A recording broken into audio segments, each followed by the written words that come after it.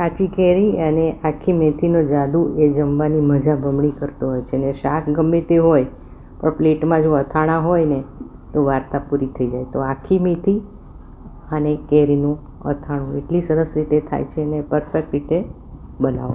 નમસ્તે મિત્રો, કેમ છો? માયા દીપક 22 યુટ્યુબ ચેનલમાં આપ સૌનું સ્વાગત છે.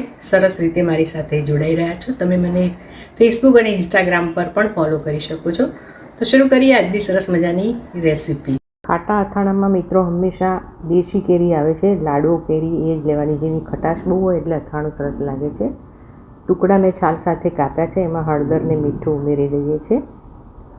5 કલાક છોડી પછી ચાળણીમાં નિતારી અને કોટન કપડા ઉપર એને સૂકવી દેવાના છે ને વચ્ચે વચ્ચે એને હાથ ફેરવતા રહેવાનું છે. કેરીની ખટાશ જો અથાણામાં હશે ને તો તમારું અથાણું એકદમ ટેસ્ટી લાગશે. કેરીના નીકળેલા ખાટા પાણીમાં મેથીને 5 કલાક માટે મીઠું ને હળદર ઉમેરીને પલાળી દઈએ છીએ. 5 કલાક પછી આ પાણી કાઢી 2-3 વાર પાણીથી ધોઈ નિતારી અને એને પણ કોટન કપડામાં સૂકવી દેવાની છે. બધું સુકાય ત્યાં સુધી એક મસાલો તૈયાર કરી લઈએ. 3 કપ મેથીના કુરિયા લીધા છે ને 1.5 કપ રાઈના કુરિયા. તમે રાઈના કુરિયા થોડા ઓછા પણ લઈ શકો છો. તો બધું ઉમેરી લઈએ છીએ. હવે એની અંદર મરી નાખીએ છીએ.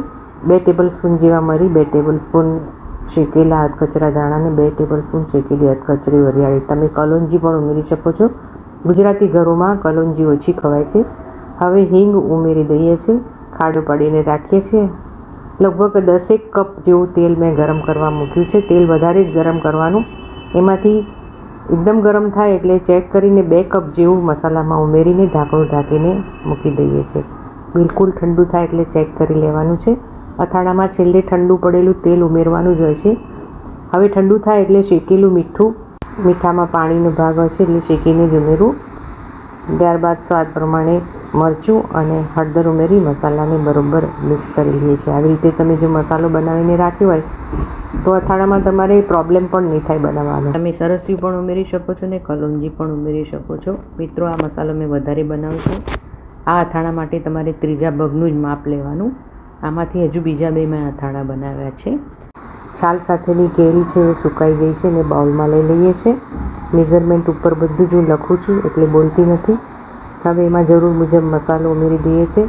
સુકાઈ ગયેલી મેથીને ઉમેરીએ છીએ. આમાંથી અડધો કપ હું કાઢી લઉં છું ચણા મેથી કેરીના અથાણામાં ઉમેરવા માટે.